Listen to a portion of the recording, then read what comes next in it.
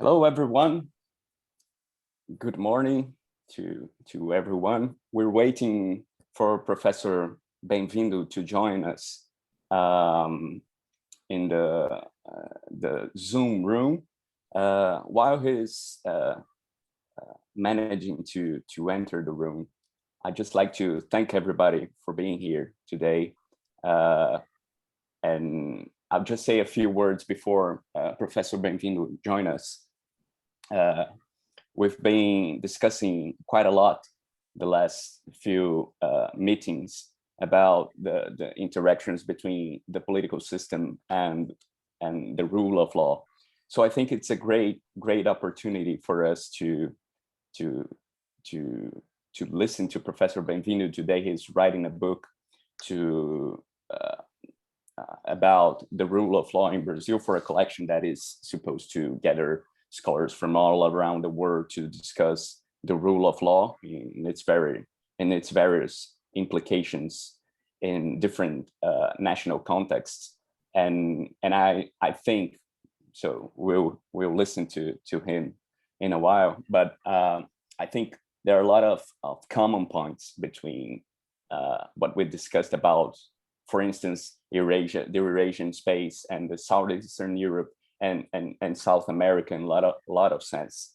I think we discussed that in our surgery projects in November, that I think that in a lot of sense, Latin American societies and Southeastern societies are gathered with this idea of transitioning from something to something other, and this is very important. I think we can learn a lot by sharing our experiences. So I think today we'll discuss the rule of law in Brazil, but it's actually, I think actually we're discussing the various ideas, the possible ideas of rule of law around the world, and this is, I think this can be helpful for everybody.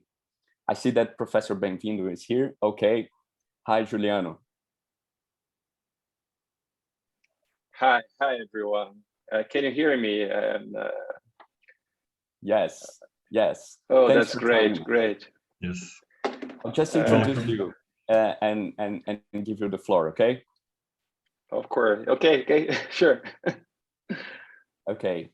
So, dear students, professors, and fellows, my name is Gabriel Rezende, and on behalf of the Center for Advanced Studies of the University of Rijeka, I warmly welcome you to today's lecture by Professor Juliano Zaiden Benvindo.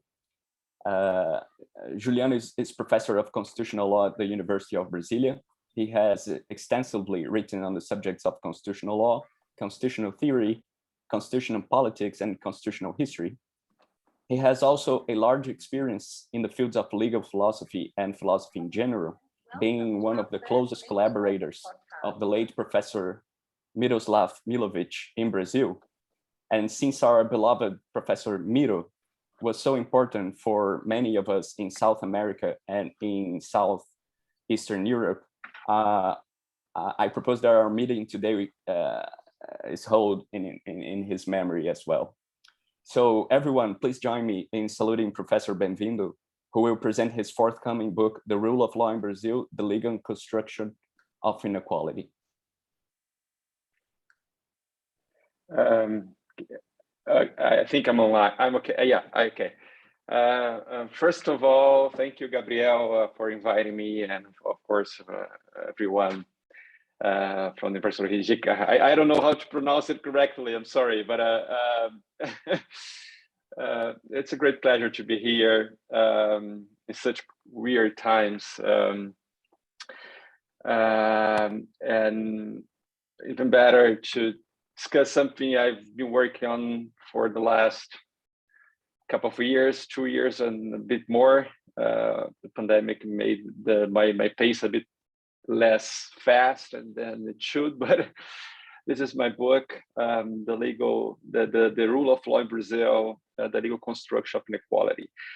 I won't explain the details, of course, of the book, and I think it's more interesting to discuss with you the environment and all these things. of what is going on here in Brazil and make some connections with my book. This is, I think, it's possibly the most interesting part of our discussion. But it's a pleasure also to do. Gabriel told me that we have some friends who knew Miroslav Milovic, who are also here attending this discussion, this panel today. And just to let you know, Miroslav Milovic was a very dear friend of mine. We worked together for many years, and actually, he was on one of my supervisors in my master, and then in my PhD in Germany. He traveled to Germany and met me there in my defense with my other supervisor, Hart, and a very good friend who died last year because of COVID. So it's just a tragedy in a way.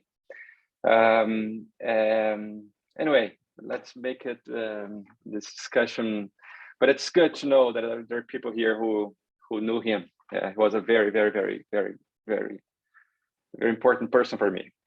I won't discuss that much philosophy, even though I've worked with philosophy, and Gabriel is an expert, especially in Derrida, who's also a wonderful philosopher, which I worked a lot in my PhD. But I want to first address, I prepared a PowerPoint here just to bring some insights about the concept and the central ideas. But before introducing you with this PowerPoint, I just want to give you some ideas or some clues of what it might be interesting to discuss on the rule of law in Brazil, especially for an audience who maybe is not that aware of the things that are happening here in Brazil and how our rule of law actually works in Brazil. And it's a difficult topic, especially now, because I think most people know this. We are led now by a totally chaotic president, and every 20 minutes we have a new something weird, absurd happening in the country. And it's just like being, when you are writing something on the rule of law, while you have someone like so unstable like Bolsonaro, it's just like needing to rewrite chapters of my book every hour. So it was a very difficult endeavor because I needed to kind of update and go back and forth all the time, because things were just happening in a pace which is unbearable for any analyst of our reality. And this is quite uncommon, I could say, because if we look at the last 30 years in Brazil, the scenario was much more stable. So even though Brazil is not but we had a kind of, regular democracy, two big parties disputing the second round in our presidential elections. We are federation, so we have 27 the federal district, so 27 units in the federation. And elections were quite regularly and well, they functioned quite well, and things were okay. We have a center-right and a center-left party disputing the elections. And this was alive. We had a new constitution, which was drafted in 1988, a very democratic one, was drafted right after we transitioned from dictatorship. And in 1985 and 1988, we became actually a constitutional democracy. We were a democracy before in 85, something like that, you can say. But in 88 is the year when we could actually say, okay, now we have a constitution, democratic constitution. And based on that, life just got better. Slowly, democracy was becoming the only possible scenario for us. And so many things happened in between, but nothing really, that's going to be a challenge for our democracy in a way. But in 2018, things actually a bit earlier, we can say, but 2016 maybe, things just got crazy. And it was so fast. No analyst, no serious analyst really, no, of course some, but few can say, but most analysts could not predict or foresee what would be happening in the following years. And now we are in almost the 4th year of our president, now Bolsonaro, and the good prospect. The only thing that it might be a good, some good news for us is that Bolsonaro is way behind in the polls right now. So possibly he won't be reelected, which is it's a relief after so many years, like in this chaotic environment. It might be something like maybe the Americans were with Trump when he was not reelected, but of course, very different scenarios, very different contexts, but it's just important to bring this. So just to contextualize a little bit how Brazil is. Brazil is a democracy. It has a constitution that has been here for over 30 years. It's a very interesting constitution, even though it's a transitioning constitution, I can say, because it was the result of transition from dictatorship to democracy. Brazil, in a way, was not our constitution. I could not say that it was a controlled transition, a very controlled transition, even though the military tried to control the transition, but somehow something quite unexpected. We had a civil society kind of explosion in the 1980s, at the end of the 1970s, in the beginning 1980s, and some lucky contingencies. For example, the leader of the majority was of the opposition party. The president of the Constitutional Assembly was also from the opposition party. So in the end, it was quite interesting because our constitution was drafted in a way that you had some kind of controlling military and elites there, but on the other hand, you had some, this grassroots movements and civil society and some organizations like the bar association and the church, and they could participate somehow in the drafting process. So this led to a constitution that I can say is quite interesting comparison to other constitutions here in Latin America. And just to bring some insights about the current moment, for example, I compare a lot to my papers, Brazil and Chile, because Chile is right now passing through this new constitutional moment, and it's quite fascinating to see what is going on there. And Latin America, you had this dictatorship, especially in the south of Latin America, so South America, I can say Chile, Argentina, Paraguay, and Brazil, Uruguay too. And these dictatorships, they ended quite at the same time, so the difference was not that. They began almost Paraguay a bit earlier, but most of the transitions happened at the same time. So Latin America in the 80s and 90s was the region where political scientists were studying quite strongly the transitional process. And what is interesting is that many countries, Argentina and Uruguay, they kind of brought back their former constitution. So they okay, of course, in a way, in a more democratizing way, you can say, but the same constitution of the previous years. Brazil drafted a new constitution in 1988, Paraguay in 1992, and Chile, in particular, did not draft a constitution. So this is interesting. So in Brazil, every regime change means for us a constitutional change. So this is quite perfect. It's one of the countries empirically say that whenever you have a regime change, you have a constitution. The 7 times we have real regime change in our history, we had a constitution right after. So this is a match that is quite unprecedented in many parts of the world. In Chile in particular, just to make a comparison, in Chile, we don't have this. So historically, Chile had a very pure constitution in Brazil. But in this transition there, they became a democracy, they kind of stabilized right after. But the process that they are passing through right now, we had somehow in the 1980s of course, in a different context, in a much more stable environment right now. So, but it's interesting because this is the idea of organized civil society. Of course, it's not a gender equality as they have now. But we have some, just to point out that our transition in our constitution, we're kind of proud of our constitution. But when we talk about rule of law, and of course, you know this as well, this is just how the transition is managed plays a role, a very important role in the future of the country.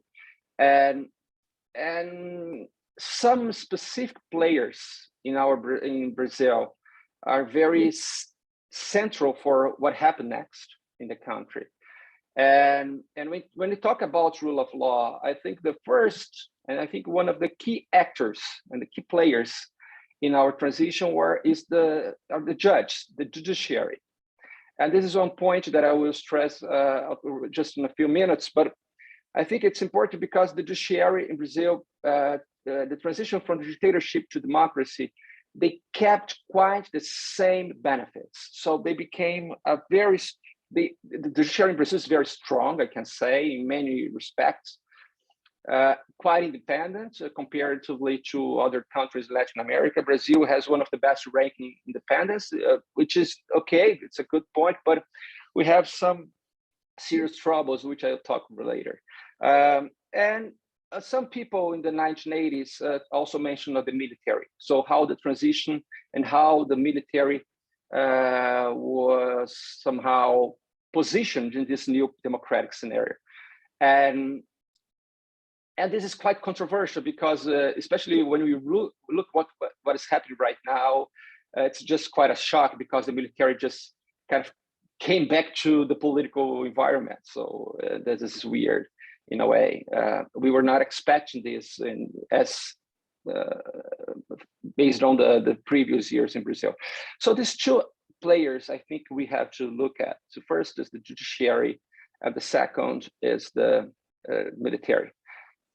The political system itself, Brazil is a very complex country politically. It's a presidential regime. So like every Latin American country, the 18, when I say Latin American, I'm mentioning especially those countries which you have Spanish or Portuguese as the main language. So this is the conventional understand of Latin America, because some people say, oh no, but you have the Caribbean, the islands there. No, usually people don't place those countries among Latin America in a way. They call Caribbean. But in Latin America, we usually count 18 or 19 countries if you place also Cuba in between. So you see how complicated this concept of Latin American is. But all 18 or 19 countries in Latin America are presidential countries. So this is the most homogeneous region when we talk about regime, or political or regime of government, whatever. So organizations, so you have presidential systems. And so the political system itself would change somehow after the transition to democracy, but our political system is a bit more, it got more complex over the years. So it's just, there was some stability for a while, and now with polarization, which is a world symptom, we of course have some real damage to our environment, political environment in a way. So, but judge, military, and the third players, the political system. So let's focus on this to understand a little bit the rule of law in our country. But these are the institutional variables. There is one sociological variable, which I think is key, and actually is the subtitle of my book, which is inequality.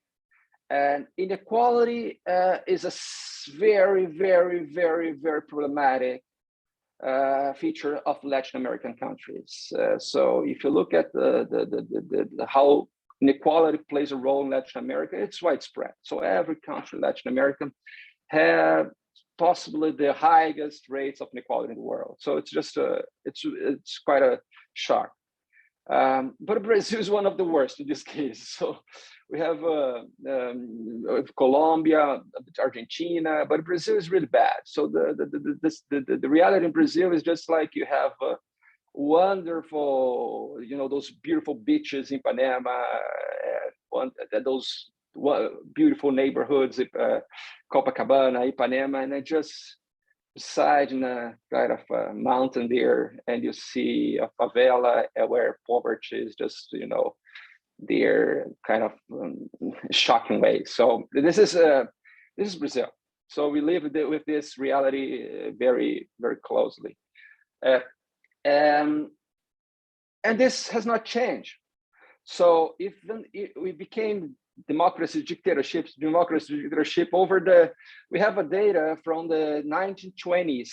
I worked with this data, and it's fascinating because Brazil, even though we had all the regime change of the 20th century, inequality was still most of the time. So we didn't have like a catastrophe, like a war or something that is a kind of this leveling that you had in many countries in Europe. So Piketty says this: you need something like a war, something very powerful to kind of level a little bit the inequality. And Brazil did not have this. We just, the inequality was there. There was a mild leveling in 1940s, in the 40s. Then we had again dictatorship, and the inequality just went higher. But there is something that is also interesting. There is a kind of a match between when the country gets a little less unequal, there is a movement, sociological or political backlash. And this there's a kind of a coincidence with this weird or problematic moments of our history, either dictatorships or, for example, maybe now Bolsonaro. So there's a kind of a connection with this when you have a small, not really huge, but small steps against equality, and then you have a very strong backlash. So sociologically speaking, inequality is central for understanding Brazil's rule of law. So this is the sociological thing. So inequality is very, very, very, in my opinion, the major problem for Brazil's rule of law. And how institutions behave based on this feature, inequality, is what explains where we are right now. So let's talk first about the inequality. I have some data here. I don't know if because when you bring the PowerPoint, it's just it kind of lose the traction of it.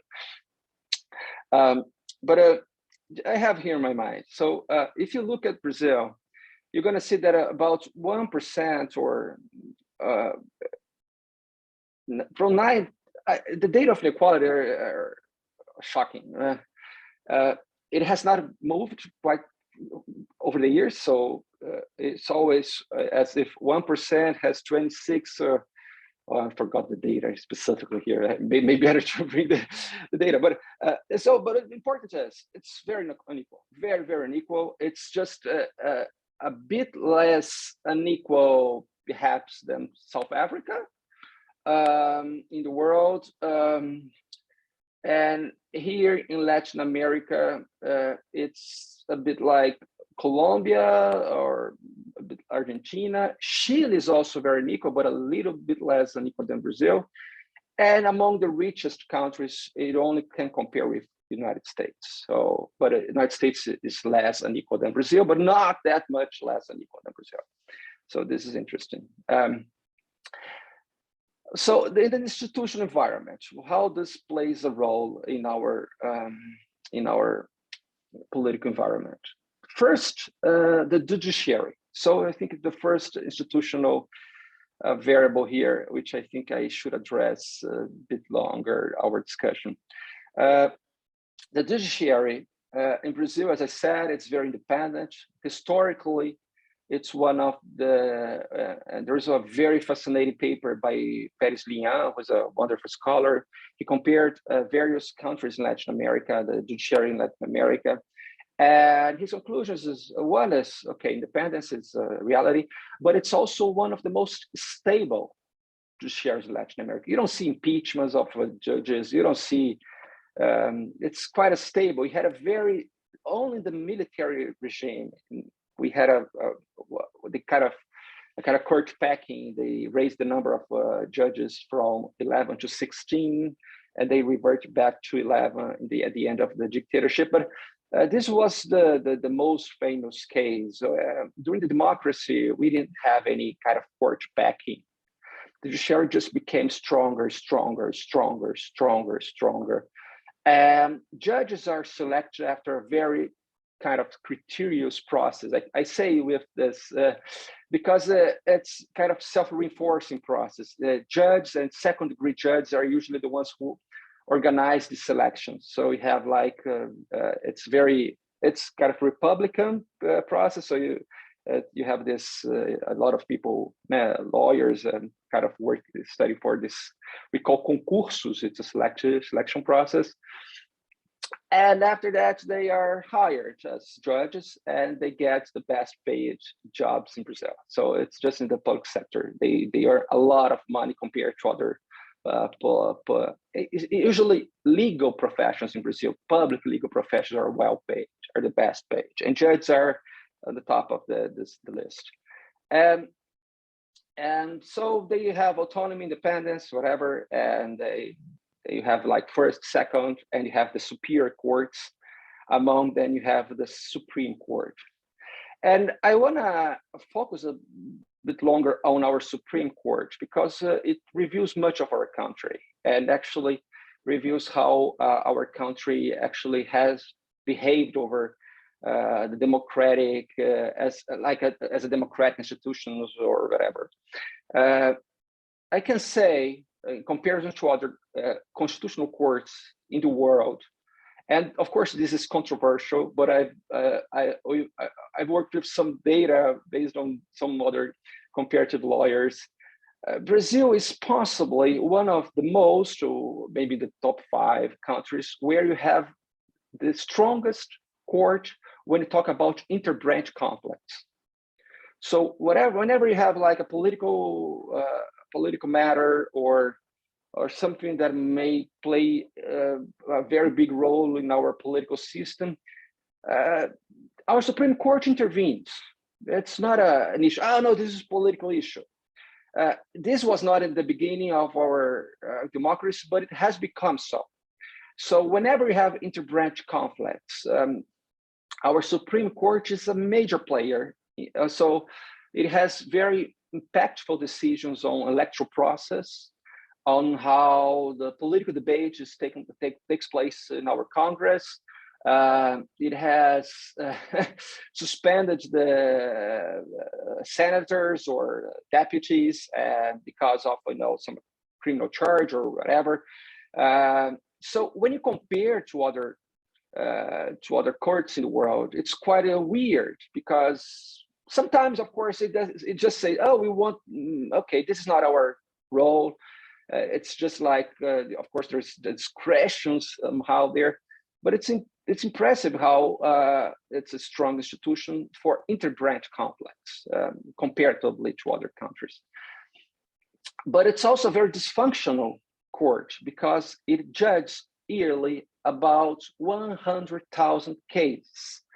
So you can see how weird this is when you look at other constitutional courts. It's over 100,000 cases. So every judge or justice decides an average of 2,000 cases monthly. There are 11 judges, so this is maybe not the best math here, but it's about 100,000 cases. Of course, most of these cases are repeated cases, not very strong controversies. There are some, landmark cases, so which get to the news, but it's a powerhouse. It's just like it's crazy. So you have a lot of and because there is this workload and this large number of process or cases, In the end, we have like a strategy that justice can adopt, not to judge a case, or maybe to postpone a case, because they can always say, we have a lot of cases here to decide. And even procedurally speaking, we have many strategies usually justice can adopt it to postpone, to maybe think a little bit longer about the issue, the matter. And they have these strategies, and they use this very frequently. And one real serious dysfunctionality of our Supreme Court is the power every single justice has. One single justice can just say, oh, I need more time to study this. It's already there. They are in the plenum, decided the case, and just say, okay, I have to decide that. But empirically speaking, we can say that 11% of the cases are decided collectively, and the other 89% of the cases are decided by one single justice. So you see that it's not actually a collegiate body in a way, in a perfect way, when you compare to other the other constitutional courts. And it has become very political. So and Bolsonaro, for example, right now, I think he owes a lot to how the Supreme Court behaved in the last years of here in Brazil. But just a pause here. Let's go to the second layer, which is which are the military. So the military. And this is weird because, of course, during our dictatorship, the military were there, and they were, of course, the presidents. We didn't have like a personal military period. So like Pinochet in Chile, we had many, 5 actually, military presidents during our dictatorship, which means that it's not a personal dictatorship. We had a different, like in Argentina, you have somehow like this, but it's not like in Chile where you had Pinochet as the main name of the military. But once you got to democracy, there was a change, which I think is important, is that they tried to control the process, and they got many benefits right afterwards. But the thing is, in the end, for example, in 1999, so 11 years after the Constitution was drafted, the Minister of Defense was already a civilian. And so the perception we had was that, okay, we kind of have a civilian control of the military. So this was good for democracy. And they said, okay, we had the military in the past, they are there in their barracks. We don't have to have such a great concern about what is happening there until 2011, specifically when we began to, we have a very important truth commission to discuss the crimes of during the dictatorship. And this brought about a very fierce opposition by the military and a very important backlash. And also they began to participate more closely of the political environment. Brazil was the key members of MINUSTAH, which is the peace, how can I say, the peace, okay, the Brazilian military was in Haiti, was the major military there for humanitarian things, but this somehow brought them back to politics. And you had this in 2011. They were very mad about this. The past is the past. We cannot go back and things like that. But the thing is, the Truth Commission revealed many atrocities of the dictatorship, and this brought some reaction.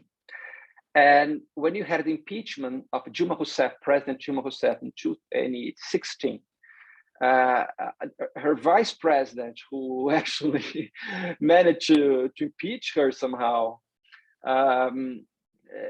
brought the military back. So the Minister of Defense was no longer a civilian, it became a general again. and brought the military to some special operations in Rio de Janeiro and things like that. So in the end, the military started getting back to politics. So this is an important thing. So, but the interesting thing is that over 30 years, the military were not a major concern for Brazilians. It became a concern in the last maybe 7-8 years or something like that, or a little bit less. But it's weird. It's weird how fast the landscape changed for the military. And now they are everywhere in Bolsonaro's presidency. And one important thing here is that you're going to see many analysts in Brazil, and I'm not in the mainstream here, who place the military as the major concern.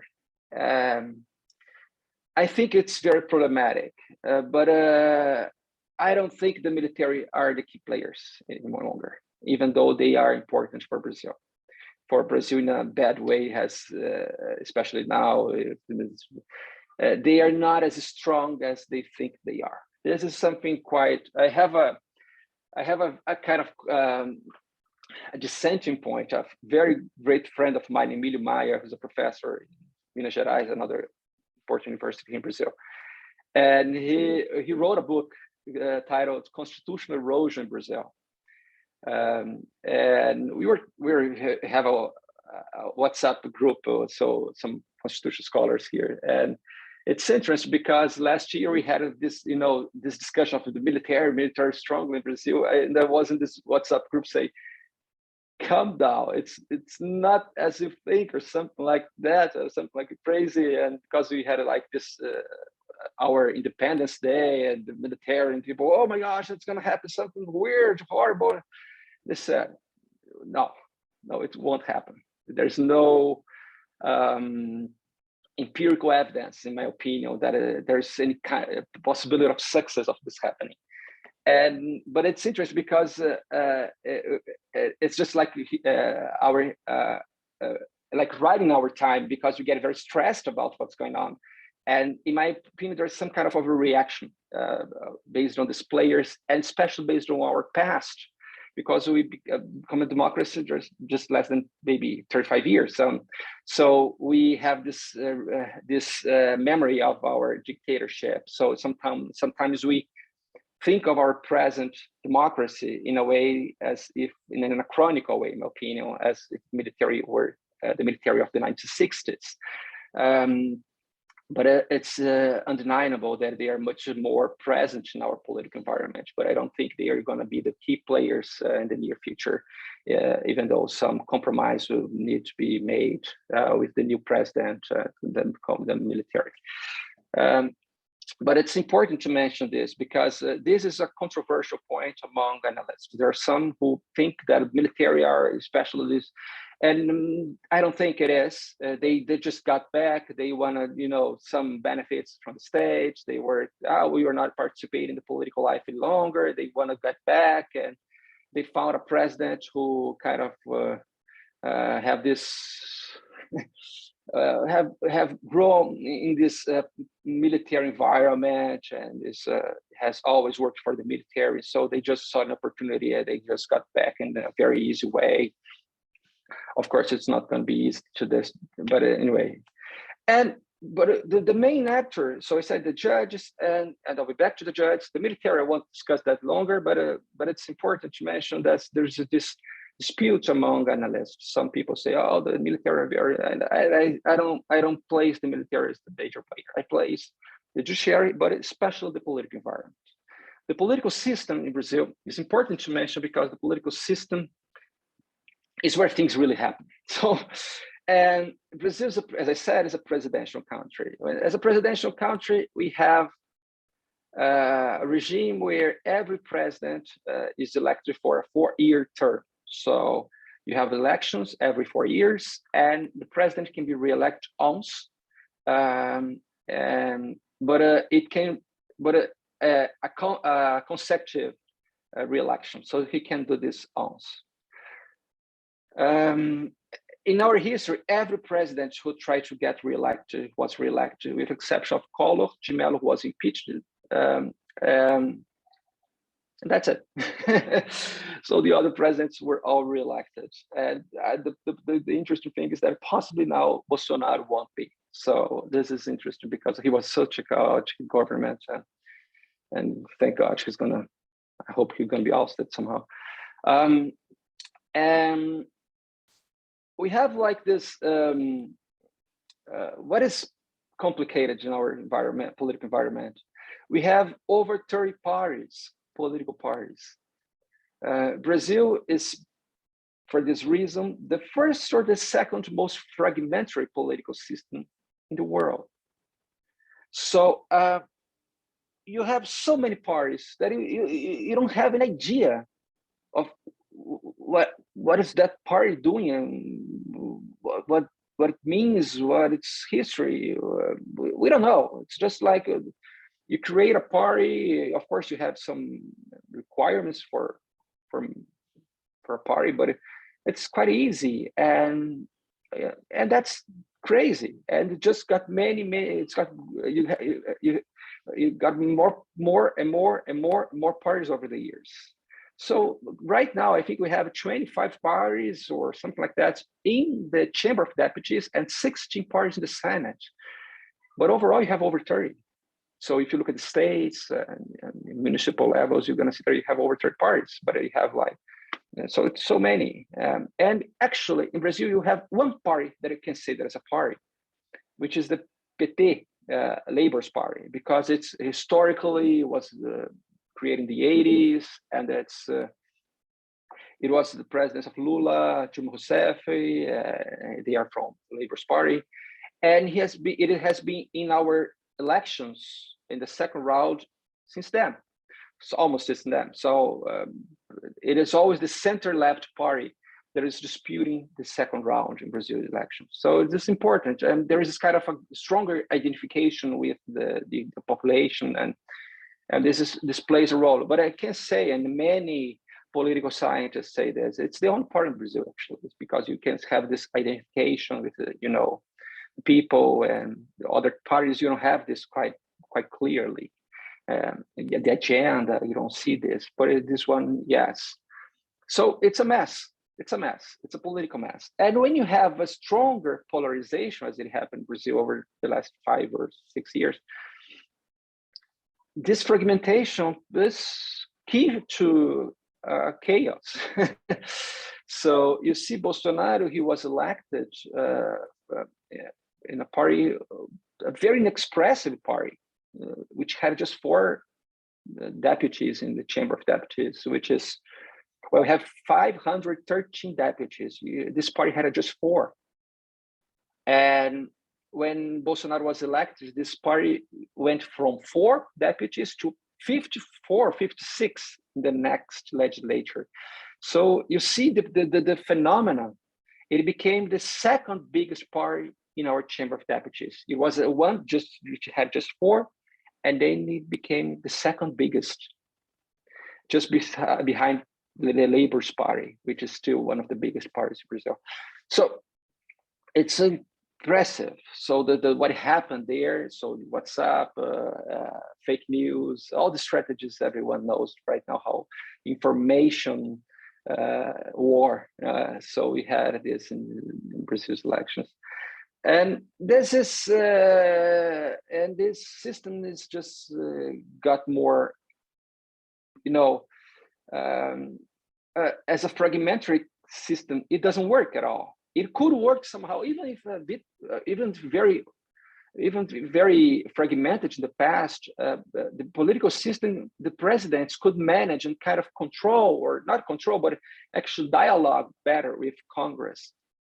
And most of the agenda could pass in Congress. This happened until President Dilma Rousseff, the first term, which ended in 2014. But after that, the agenda was just went downwards. And with Bolsonaro, this is impressive, because since he came from a very inexpressive party, once he got elected, he kind of despised this party. And he was in power for the last maybe 3 years or almost 3 years without any party affiliation. So he just said, I don't want this party any longer. I'll try to build a new party. He was unsuccessful to do that. This is quite impressive. And then he had no party, and he ruled the country without any party. And in this chaos, he could not actually have any compromises with with Congress in the beginning, because of course the Congress has a kind of different strategy, and he had no party. He was against the political system. It could not work at all, especially when you have 30 parties. You need some conversation over there with this, of this fragmentary reality, which is very complicated to have this kind of conversation. But what happened is that Bolsonaro, this chaotic behavior, he kind of had these clashes with Congress, and he just became weaker because Congress is powerful, and also the Supreme Court. So in the end, if things were to go as they were going, there was a likelihood that he would be impeached somehow. But he was very fast to rearrange his political coalition, became to behave as the most clientelist president ever. So he kind of pork barrel politics became the rule. So this small you have this kind of secret budget just being sending to very specific projects of the deputies and things. It just chaos. There was no national agenda. It's just chaos. But for congressmen, they are getting the money, so they are kind of happy. So things just. But no national agenda. Chaos. But he was not impeached, of course, because they were happy. The congressmen were happy somehow, and he could make maybe have a reasonable coalition in Congress, not to pass many legislation, but to make some mess and to disrupt our budget in a way that is quite difficult later to reverse. But this is the point. We have a system which the president in Latin America, usually we think of president as very strong president. So one of the concepts that is very studied in Brazil, in Latin America, Roberto Gargarella, an Argentinian scholar, wonderful scholar, he says that one of the features of a Latin American presidentialism is hyper-presidentialism. So presidents are very strong here.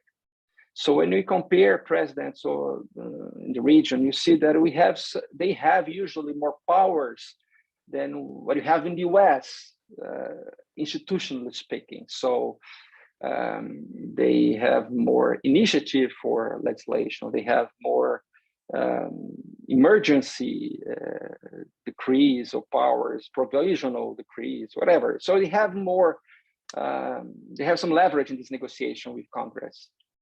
I don't agree that much about Brazil. So in Brazil, it has changed so much that presidents are not that strong, which in the case of Bolsonaro is a good thing. But they can make a lot of mess. So the reality of Brazil is that we have like this Congress, which has become more clientelistic because we have a very weak president who cannot really negotiate in national terms or national agenda with Congress. Is very incompetent for that, very chaotic for that. He has become very unpopular, so it also plays a role for the Congress. But in a way, it's interesting because you have a would-be autocrat who's kind of not being able to manage the support of Congress in a way. Not to be impeached, he can, but actually he cannot advance. He can some, of course, he could some. It's not good at all in a way, but based on what we were expecting in 2018, he destroyed a lot of things. You see environment, you see agencies, institutions in a way, but there was some backlash, political backlash, social backlash, which can be seen, for example, in the prospects of him not being reelected. So it's a very complex scenario, of course, but I think I possibly more positive in my as we look at now for the future. And what is interesting now is that we possibly have Lula's back. Lula is the center-left candidate who is running. He actually it will be his third mandate term. So he was president from 2002 to 2010, and then came Dilma Rousseff. Dilma Rousseff was impeached. Dilma Rousseff was his successor, also from the Labour Party. She was impeached, and then came Temer, vice president, and now Bolsonaro. And there's a likelihood that Lula wins again. He's I say a political animal. He's impressive as a politician. That is a political impressive. So and this is the possible scenario. I think in 2023, you're going to have the Lula's back, which in my opinion is good, especially after so many years of craziness. He's an experienced politician, well-known in the world. So in a way, to just bring back the soft power that Brazil has long held as a country, not a powerful country in a way, but who kind of managed this soft power in Latin America. Lula is possibly the best name for that. But it's interesting because just to finish and bring some insights about, Gabriel, just let me know if I maybe went too much over, but I'm finishing. Okay, no problem. Maybe we can conclude here, Juliana, and then we go to the Q&A and you can develop a little more. So just to conclude here, I think just to spotlight some major features is that the first question, is Brazil a strong presidential regime like many other in Latin America? Not that sure. So this is the first controversy I think we have to be aware. And this kind of contrasts with this homogeneous analysis of Latin America, as if every country had kind of the same. Now, Brazil, especially now, I could not describe it as a country where presidents are that strong. Second, the military. We had in our history in Latin America many military dictatorships, and they were in power somehow in different parts of our history. In my opinion, which is not a consensus, is that they became stronger, but it's kind of anachronic to think of the present, how the military are today, as if we were in the 60s, and I don't think they are so important, but I think they are not the major player in our democratic environment. Sorry.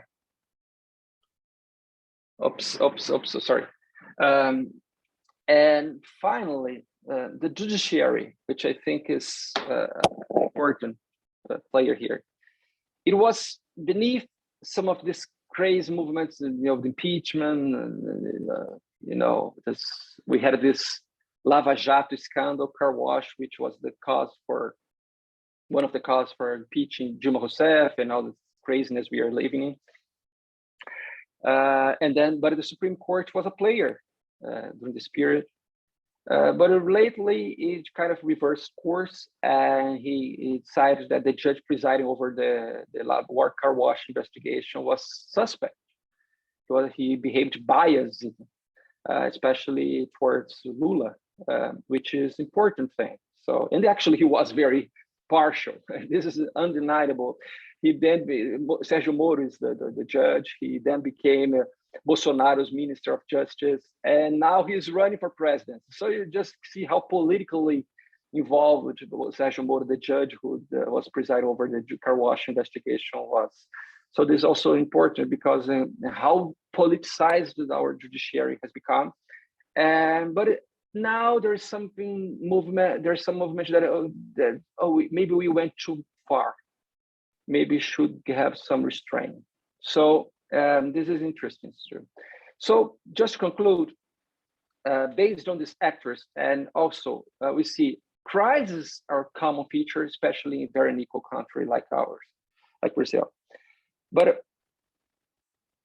after such stress, there is a likelihood that normality comes back. So you see this movement somehow in the judiciary, you see this movement in the political system in a way. Which means that we don't change radically our reality. We have this crazy, weird, horrible moments, but that stability that we have had over the years, especially inequality of things, the history, as I mentioned before, we had so many regime changes, craziness, dictatorships, democracy, everything.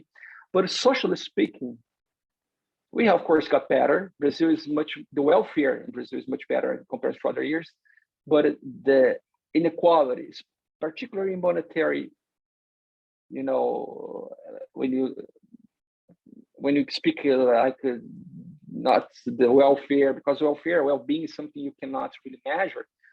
But the interesting thing is that this particular thing, inequality, despite all this change, the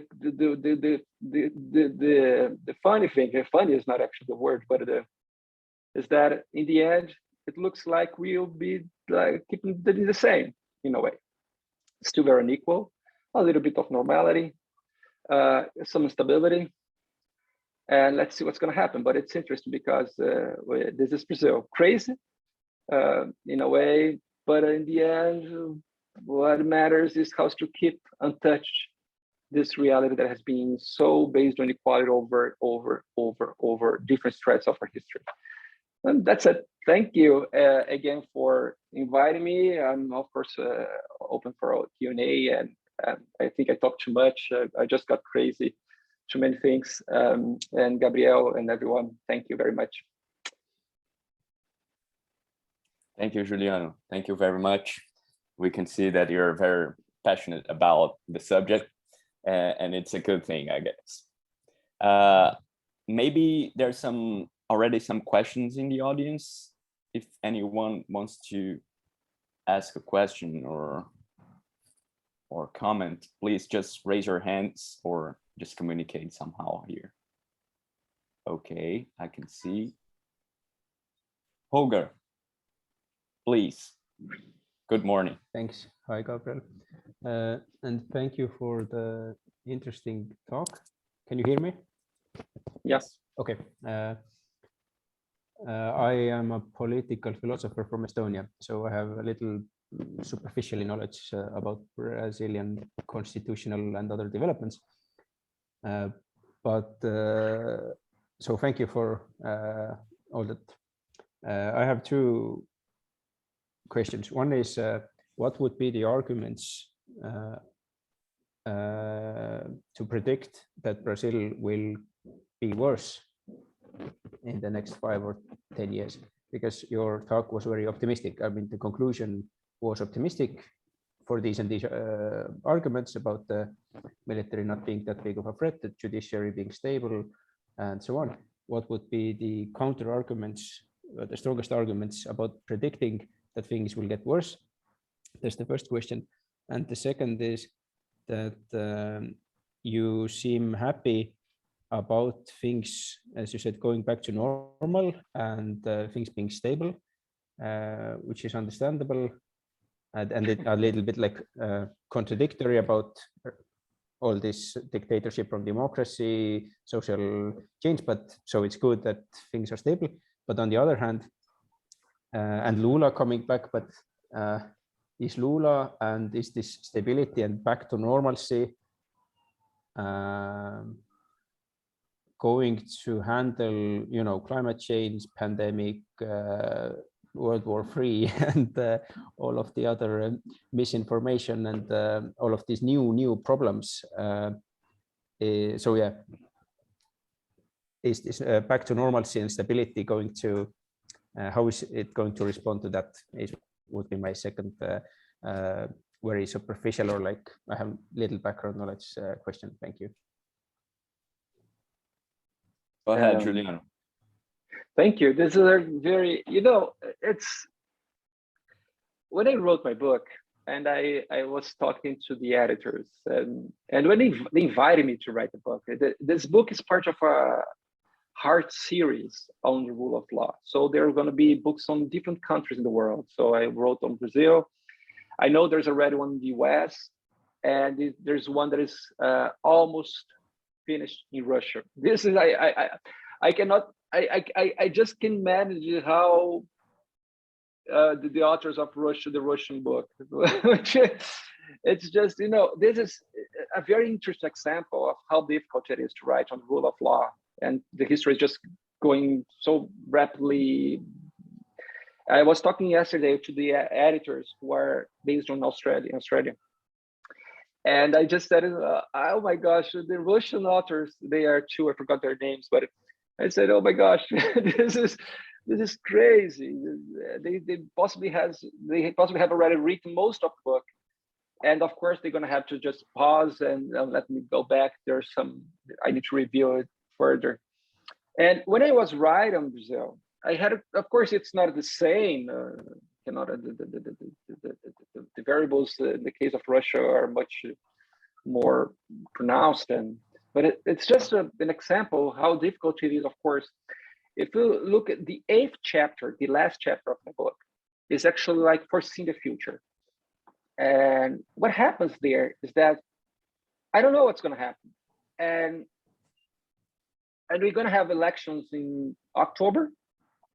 So we have some months still there. What we have right now are the polls, and many polls. And in Brazil, the polls are quite accurate, historically speaking. So because Brazil, it's mandatory voting. So you have usually a turnout. There is, of course, many people who are not there. So this variable, you don't have that as bad as you have, for example, in the US, when you have you can or cannot vote. So in a way, our polls bring some insights, and there is historical information over these 30 years of elections in Brazil, how usually the behavior of the Brazilian electors. So when I predict the future and I foresee the future, saying that, well, possibly going to have Lula back, possibly Bolsonaro is going to be out, I'm focused on this empirical data. I cannot really be sure. And this is a problem because my book is going to be published possibly in June, and in October we're going to have elections. I can just imagine if in the elections Bolsonaro wins. It's just like the last chapter of my book was just, it's history. It's just wishful thinking. But we have to bring some insights. And I think that it's interesting because in our 2020 municipal elections, because we have every 4 years, there's a kind of 2 years, there's not a coincidence of municipal elections and presidential elections. They are not the same. The behavior is not actually the same from the municipal elections.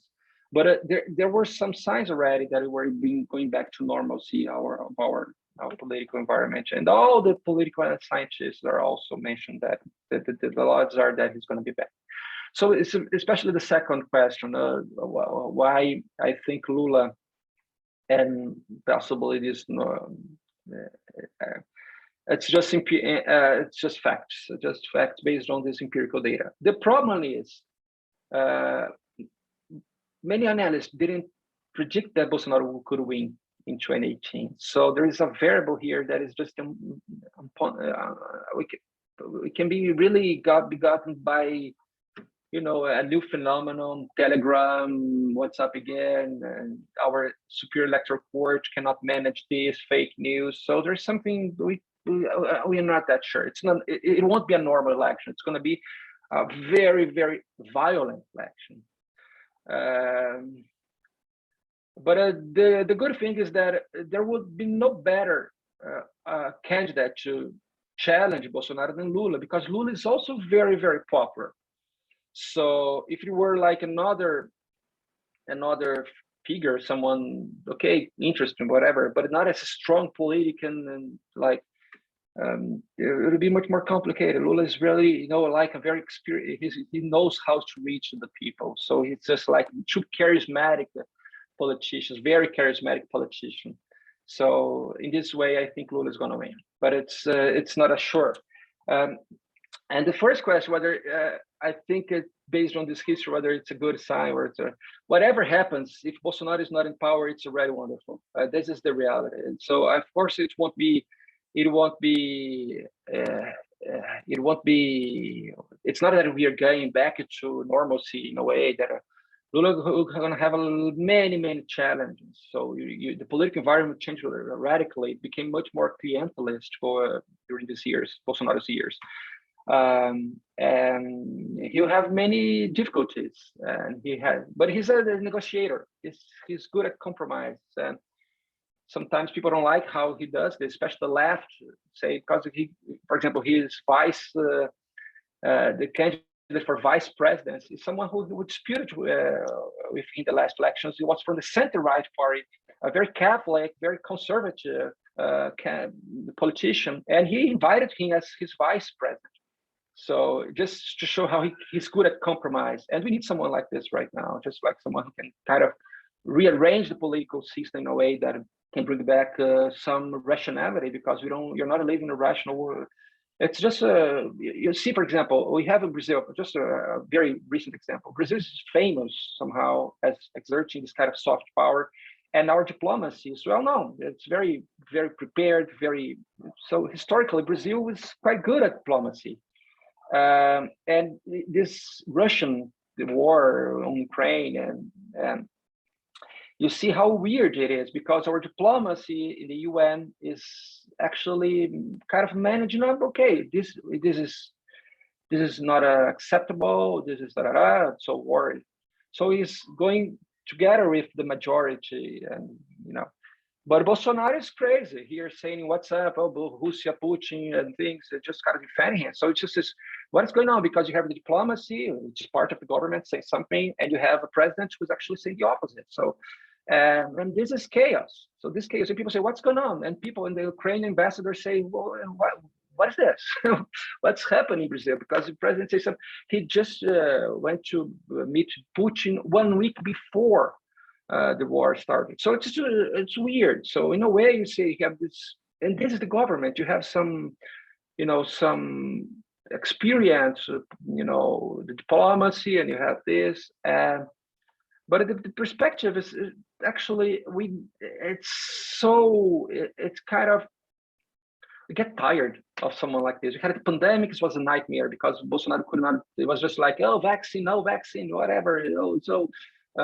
And this fake medicines, just this works, and people just got dying. Brazil has the second biggest number of deaths, and on the other hand, you have a very famous and good vaccination program, which historically has eradicated many diseases, and so you have a very professional health system in a way, and then you have a president who's just kind of say, no, don't get vaccinated, you don't need to, children gonna die, and so this is the chaos, because you have like these two governments in a way. You have like a professional, historically well organized, and you have like a chaotic man, just a madman. It's really a madman, but he just make a lot of destruction, and it's a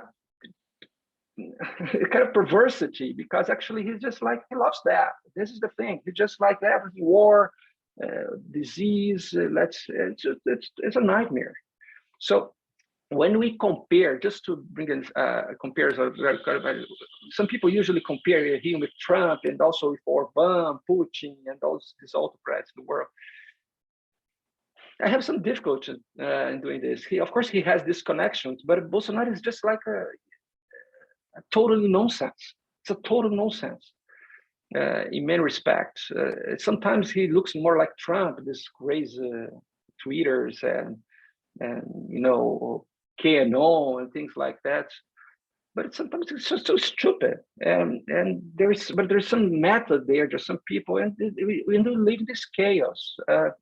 But you have this historical, professional public system where people are, well selected, and they have historically worked quite well and kind of manage this. I didn't mention this, for example, we have Brazil has a very good ranking accountability institution. So they're very professional, it kind of intervene in somehow in this the federal police, or some labor, some courts, whatever. But we still have this accountability institutions in a way. So it's weird. You see this happening, and we don't see this happening, and the trend, I think, is to get back to normalcy, I guess. But let's see. I don't know if I answered, but anyway. Thank you, Juliano. I see Tena with her hand raised. Good morning, Tena. Good morning, everybody.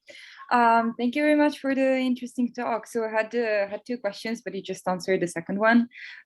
So my first point was regarding your argument on inequality and how inequality basically is capable to leading us to heightened risks of electing authoritarian leaders, and I'm very sympathetic to this argument. I think that it has a lot of resonance with what has happened in the US with the election of Trump, and also in the UK with Brexit. Both countries with a huge, not only income inequality, but especially wealth inequality, because I think that often we just treat income inequality, which is an area that we have data on, but we don't actually know how much. Wealth inequality is much more difficult to measure, and it is something that has skyrocketed in recent years and decades, and definitely has had very big impact on our societies and our politics more widely. And yet, in both cases, so both for the election of Trump and Brexit, there is a huge debate in the literature on whether it's more an issue of inequality, or whether it's more linked to sort of culture, in inverted commas, meaning whether it's more related to the attitudes of people. And there was this I'm citing one piece of research, but there were many. It's a long-standing debate that was basically showing how there was a very strong correlation between Brexit voters and the support for the capital punishment. So arguing that basically personalities that are more closed are those that are more inclined to vote for such authoritarian leaders, and that it's more a matter of this kind of cultural, if you will, matter than a matter of the economy. So I was just wondering where you stand on this debate. As I told you, I'm actually more inclined to side with you, because I do think inequality is like really one of the most important and detrimental issues of our time. But I was just wondering your thoughts on that. And the second point was exactly about what you just mentioned. So the Brazil's voting in favor of the UN resolution condemning Ukraine yesterday at the United Nations. So from what you're telling us, basically it seems that Bolsonaro has no control over high-level diplomatic decisions. Is that what you think is true? And what do you think will be Brazil's long-term game in the next months on in this matter on Ukraine? Thank you very much. Wow, wonderful questions. The second question on the whether Bolsonaro has some control over the staff, and he has some, of course, but this is I say that Bolsonaro is a very weak president, so he spread a lot of chaos, so fake news, and he needs that for his base, so it's a strategic movement. But on the other hand, Brazil is quite a big country. It's not actually, but it's difficult because we have this very historically well structured institutions. For example, diplomacy. It's a wonderful system here. We have selection strongly. It's actually very difficult to become a diplomat, and there is they pass through a very years studying whatever, and it's very professionalized. So. And the luck thing is that now we have a foreign minister who's a little bit more rational than the former one, because the former one is just saying saying that China is responsible for COVID, and he was writing things that there was a globalism and all these things like Steve Bannon stuff. This was our former foreign minister. So, but he could not stay in power because it was so absurd that people just. And then he was ousted, and now we have a more rational, not actually a good one, but actually in comparison to the former ones. It's another case. But we have these things happen. It's quite weird because we have the presidents. Of course, they're strong. For example, he was. There are some corruption scandals involve his family, and usually the federal police is the one who makes this investigation, and he tried to maybe to change the director of the federal police and things like this. So, but one thing that is interesting to mention in Brazil, of course, we have a very concentrated press, but I could not say that the press in Brazil is not free in a way. So we have like, it's concentrated. We have very strong groups here, like 5 or 6 groups, which are the biggest ones here. But there is no censorship, simply like a central governmental censorship. So whenever something very absurd happens, there's something written, people just go. So there is some kind of a reaction. And especially on Bolsonaro, most of the press is against him right now, in my opinion. So even the biggest newspapers, and so there's a kind of civil like control of what is happening. But he cannot have this, control over all the branches of his government. There's something which is good. I think this is the one of the positive things of the rule of law in Brazil. It's not actually the president has all the power to control the police, the government institutions. It has some, but yeah, there's a disconnection. And as for inequality, I totally agree with you. I think we are the same page here, but I think there's an interconnection here because, of course, equality is a key feature. But just an empirical data, Bolsonaro has his major support among the elites, so the rich people in Brazil, the wealthiest people in Brazil. So it's a controversy, if I look at. And now Lula is getting the largest support from the poorest parts of Brazil, so which is interesting. So if you think that inequality is the reason why Bolsonaro was elected, not somehow, but there's a point here. If you look at the numbers, we see that the people who usually, or maybe it's the low middle class. So people who are not, they don't have a university degree. They are like an average salary, but not a very big salary. Especially they are male. The males are much more supportive to Bolsonaro than women. And they are older. So from 40 to 60 years. This is the point. Also, the oldest, so the elderly people also has a greater support. In the 2018 elections, he got a lot of support of the youth too. There was a kind of like this, the capitalist, not a capitalist was not the word, but actually the political system is a mess. We need to vote for someone who can change it somehow. And there was kind of the protest. So it's forgotten people or whatever. But I think it's not the case right now. The case right now, if you just look how it is, the inequality is not actually what matters that much. It matters, but it's actually not if you see that for Lula, it is the people who are more the poorest people who actually, and also the female and people with university degree, but actually this is not the difference. But there is one group which is important here, is evangelicals, like in Trump in the West. And Brazil is kind of mimicking somehow the West in many respects. So it's weird because we have also these evangelicals, and they've grown over, I don't know, maybe they're going to be majority of Brazilians in the next maybe 10 years. So we are a Catholic country, but a Catholic country that is just over the last 30 years or something. Just, the Catholics just went downwards and the evangelicals just became much more present in our reality. And the connection of the politicians with the church, evangelical churches, is direct. And not only this, also public security.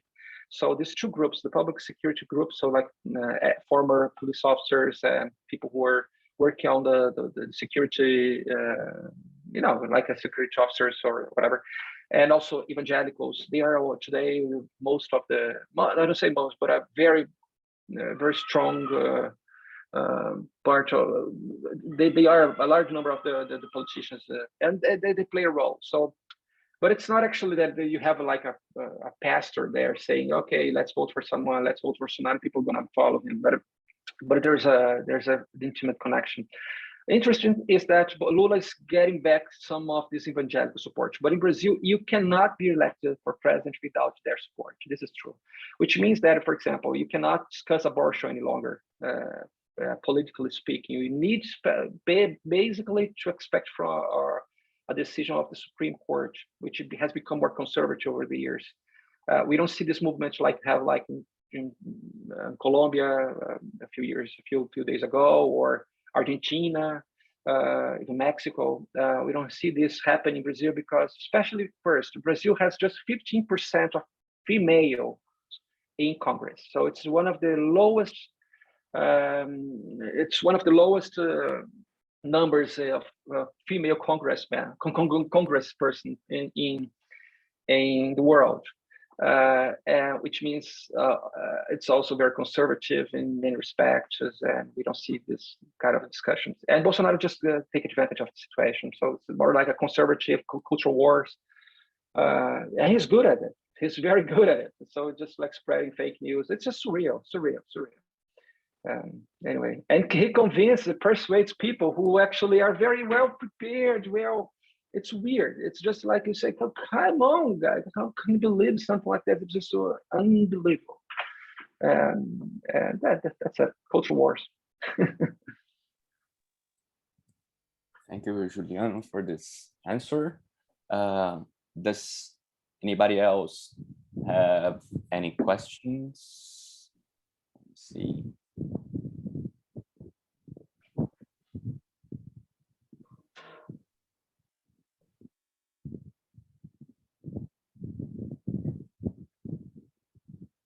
Well, if not, I think we already got a very in-depth discussion here, and I'd like to thank you, Juliano, for joining us and sharing a little bit of your book, and thank you very much for bringing attention to these very important issues. On behalf of everybody here at the Center for Advanced Studies, I'd like to thank everybody and wish you a good day. Thank you very much. Thank you. Thank you. See you. It was a pleasure. Thank you. Pleasure. Great lecture. See you. Have a great day.